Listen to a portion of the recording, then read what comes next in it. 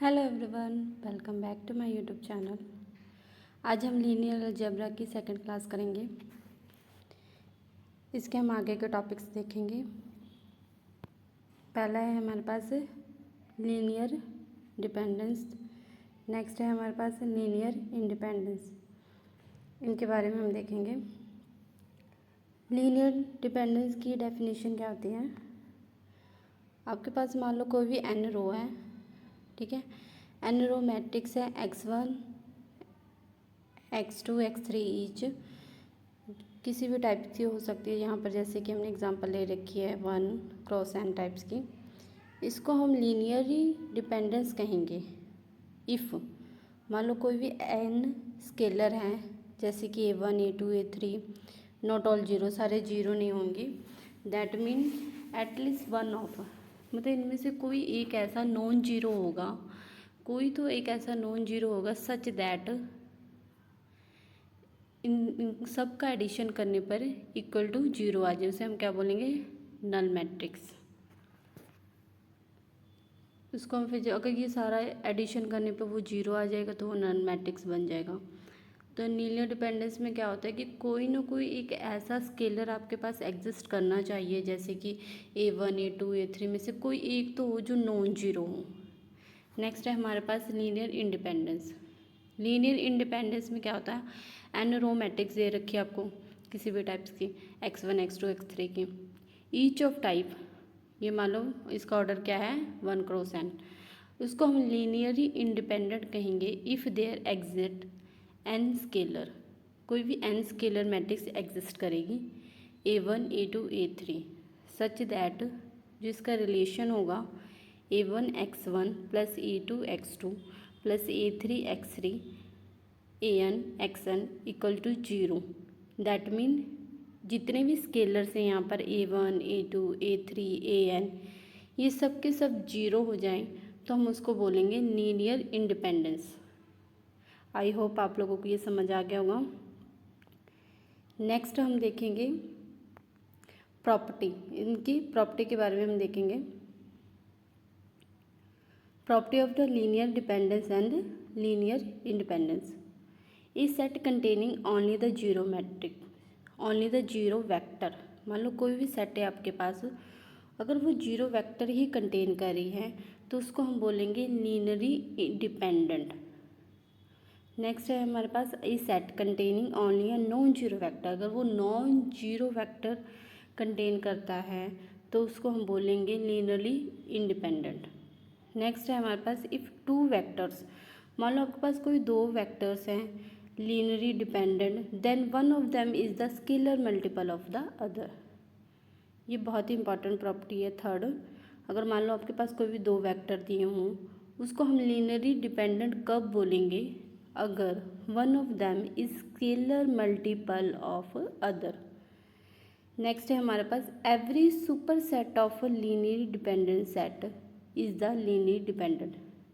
कोई भी linear dependent set है आपके पास और उसका जो भी आप सुपर सेट ले लो वो भी क्या होगा, लीनियरली डिपेंडेंट ही होगा। नेक्स्ट है हमारे पास एवरी सबसेट ऑफ, कोई भी आपके पास सबसेट दिया हुआ लीनियरली इंडिपेंडेंट सेट का, उसको हम बोलेंगे लीनियरली इंडिपेंडेंट सबसेट। अगर वो सब वहाँ पर क्या हो रहा था, सुपर सेट की बात कर रहे थे, यहाँ पर सबसेट की बात हो रही है।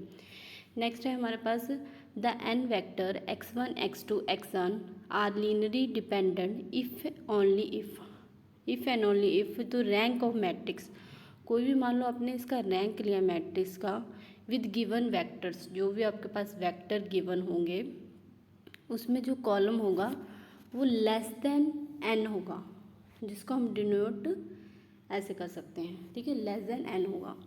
नेक्स्ट है हमारे पास if the set of vector, मान लो कोई भी आपके पास सेट है वेक्टर्स का x1 x2 x3 xn are linearly independent and the set of vector x1 x2 up to xn y are linearly dependent, then y is a linear combination of the vector।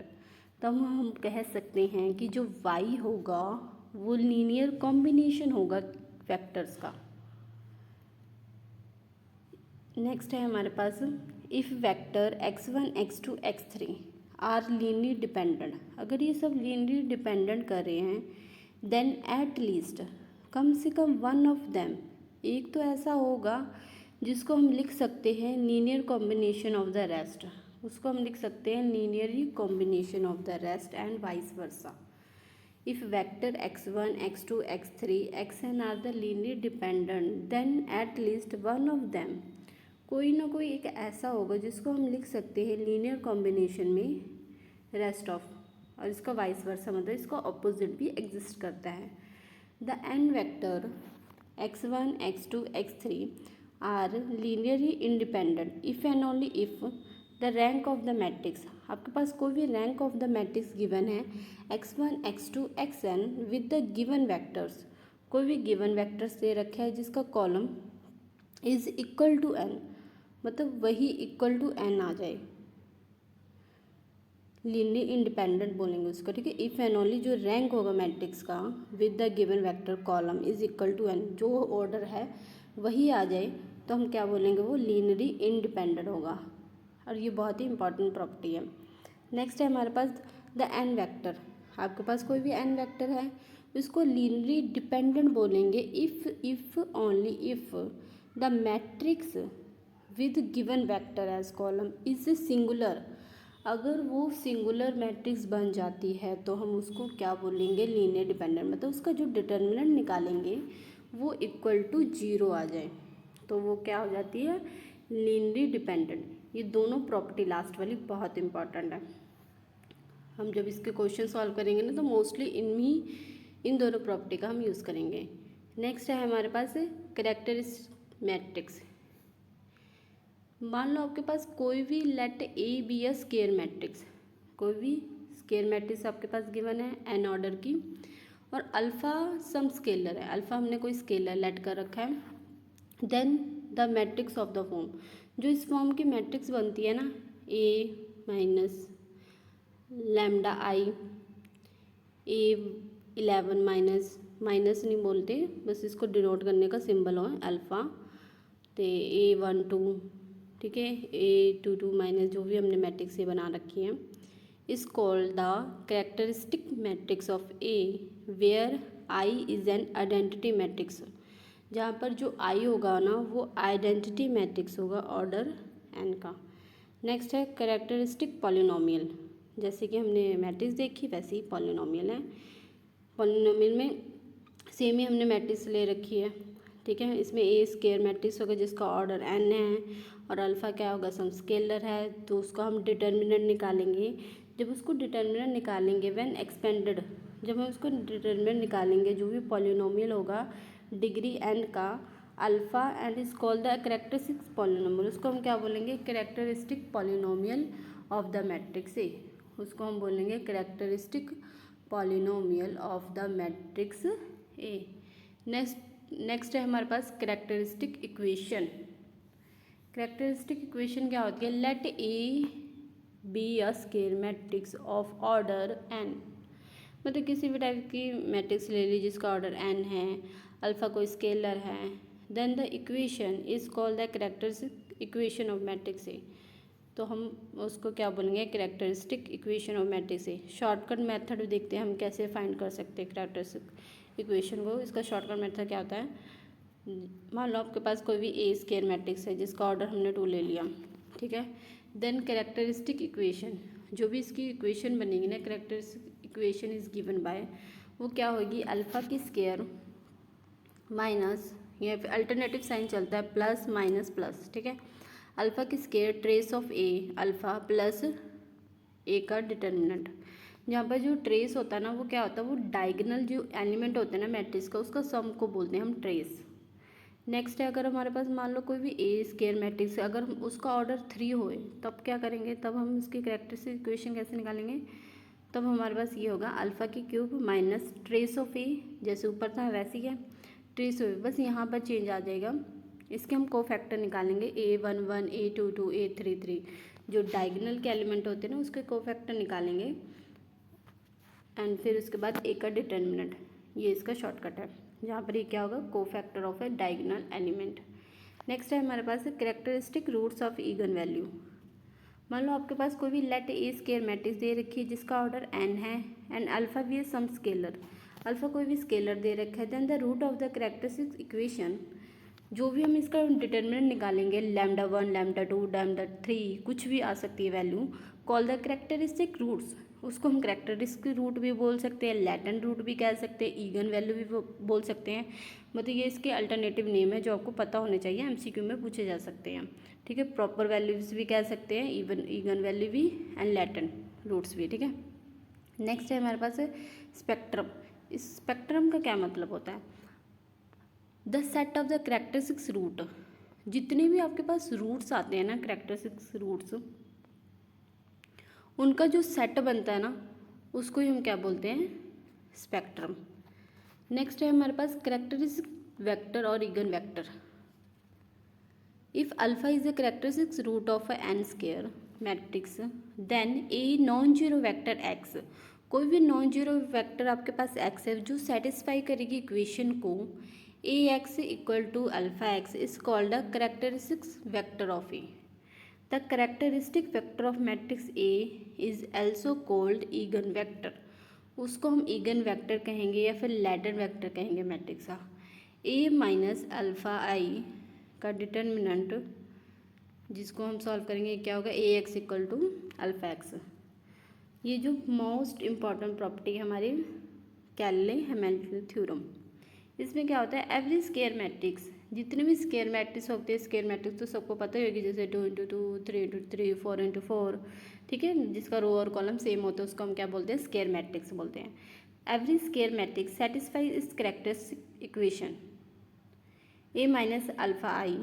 Suppose करो आपके पास A N है, alpha की N plus A N minus alpha N, ये हमारे पास कोई भी given है characteristic equation N square की जिसका मैट्रिक्स ए की है। ठीक है, देन इसको हम एडिशन कर देते हैं सबको इक्वल टू 0 पुट करके, जहाँ पर अल्फा है वहाँ पर हमने क्या पुट कर दिया? ए। अगर ए इक्वल टू 0 आ जाता है, ठीक है, वहाँ पर हमने क्या पुट कर दिया? ए। नेक्स्ट है हमारे पास मोनिक पॉलिनोमियल, फिर हमारे पास है एनहेल्टिंग पॉलिनोमियल। इन सब के आपको डेफिनेशन पता होनी चाहिए कि किसको कहते हैं मोनिक पॉलिनोमियल। ठीक है, आपको क्वेश्चंस आ सकते हैं इससे रिलेटेड भी। मोनिक पॉलिनोमियल क्या होता है? कोई भी पॉलिनोमियल है x in which the coefficient of the highest power, जो कोफिशिएंट होता है ना हाईएस्ट पावर ऑफ एक्स का is unity is called a monic polynomial. Any polynomial x in which the coefficient हम देखेंगे जो हाईएस्ट पावर होगा हमारा एक्स का, उसको हम बोलेंगे मोनिक पॉलिनोमियल। फॉर एग्जाम्पल आप देख सकते हैं एक्स की cube plus 3x square plus 4x plus 7, here coefficient of the x की क्यूब इज़ 1। ये जो कॉफिशिएंट है ना एक्स की क्यूब का हमारे पास क्या है? 1। एनहेल्टिंग पॉलिनोमियल क्या आता है? मान लो कोई भी आपके पास पॉलिनोमियल दे रखी है एंड ए बी यानी स्केयर मैट्रिक्स दे रखी है, ए कोई भी स्केयर मैट्रिक्स है, if f A equal to 0 दे रखा है, एफ ए इक्वल टू 0 दे रखा है, देन वी से हम कह सकते हैं, then we say that the जो पॉलिनोमियल आपको बनेगी एफ एक्स की वो एनहेलिट करेगी मैट्रिक्स ए को, and this polynomial is called a annihilating polynomial. इसमें क्या होता है?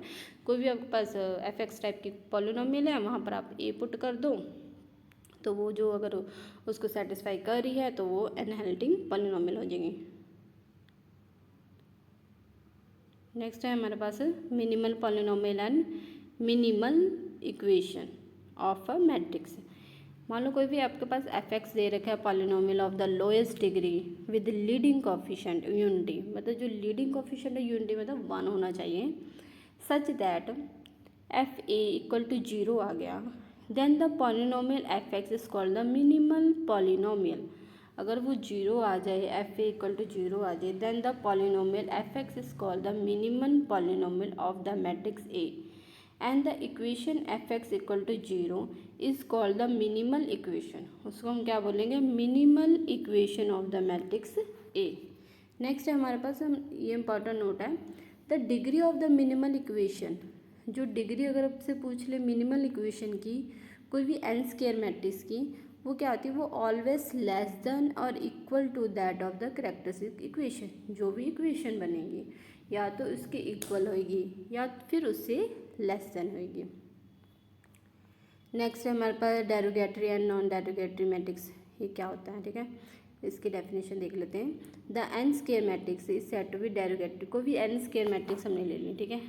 The n square matrix is set to be derogatory if the degree of its minimal equation, जो भी डिग्री बनी है आपके पास मिनिमल इक्वेशन वो लेस देन होगी n, then the n square matrix is set to be non derogatory if the degree of its minimal equation is equal to n. मतलब क्या हो गया, अगर मान लो आपके पास कोई भी एन स्केयर की मैट्रिक्स है, उसको हम डेरोगेटरी तभी कहेंगे अगर उसकी जो डिग्री होगी ना मिनिमल इक्वेशन की वो लेस देन एन हो। एन से लेस देन है तो वो डेरोगेटरी होगी, अगर वो इक्वल टू एन है तो वो नॉन डेरोगेटरी मैट्रिक्स होगी, ठीक है। मतलब अगर वो इक्वल टू एन होगी तो वो होगी, अदरवाइज वो डेरोगेटरी में आ जाएगी। नोट हमारे पास क्या है, ए मैट्रिक्स इज नॉन डेरोगेटरी। कोई भी मैट्रिक्स दे रखा है आपके पास उसको हम नॉन डेरोगेटरी कहेंगे if the degree of its minimal polynomial is equal two degree of it's characteristic polynomial. ये आपको डेफिनेशन में पूछ सकते हैं, ठीक है, कि अगर कोई भी मैट्रिक्स दे रखी है non derogatory if the degree of the it's minimal polynomial, जो भी डिग्री होगी ना हमारी मिनिमल पॉलिनोमियल की वो क्या होती है, वो इक्वल होती है, is equal to the degree of its characteristic polynomial. Thanks for watching. Please share and like to my channel. Thank you. Bye.